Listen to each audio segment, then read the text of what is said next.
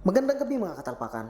Welcome back sa Talpakers Warrior TV, ang social media platform na dedicated sa mga manok panabong. Unang-una, nagpapasalamat ako sa inyong lahat na nanonood ng aking mga videos.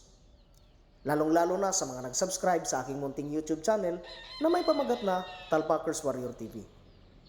Well mga katalpakan, ang nakikita niyo po ngayon ay isang two-time winner. At ito po ay anak ng isang imported na lazy roundhead. At ang nanay naman nito ay isang Boston Roundhead na galing daw kay Sir Paing Aranita. Nakuha ko po ang manok na ito sa Iloilo sa isang kaibigan na kasama ko dati sa barko at alam kong mapagkatiwalaan ang mga manok niya. Kaya mas pinili ko siya kaysa doon sa mga kilalang breeder na sikat kasi nagtiwala ako sa kaibigan ko. At alam kong magagaling din ang mga manok niya.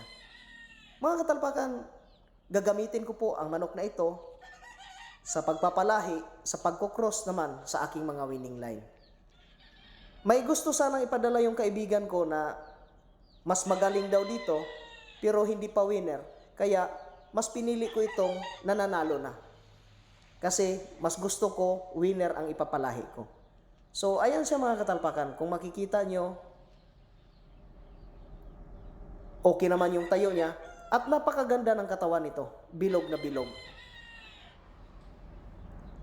Angat at may lakas din ang palo. So maganda tong ipalahi doon sa mga sarili kong linyada para naman ma-upgrade yung mga manok ko. At ayan, uulitin ko, nagpapasalamat ako sa kaibigan ko na kasama ko dati sa Band of Brothers Koi and Game Farm sa Iloilo.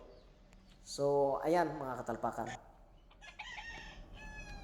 Ito namang nakikita nyo ngayon ay halos magkahawig sila pero magkaiba po. Dahil ito po ay anak ng mga tinatawag kong two faces line. Kasi ang umpisa nito ay isang 4-time winner na Dan Gray na na-cross naman namin sa Milsims Black na galing daw kay Sir Bibot Oy. Maganda naman ang naging winning records ng mga white-legged na ito. Kaya ko tinawag na two faces ang linyadang ito kasi mayroong mga alimbuyogin na lumalabas galing doon sa Milsims Black na linyada at meron ding sa Dan Gray side. Itong kulay na ito galing sa Dan Gray side. Pero ang tatay nito ay isang two-time winner na Dan Gray. At ayan mga katalpakan, maganda din po ang katawan at malakas din humataw. Nasa 9 months na siguro o 10 months ito ngayon. Maraming salamat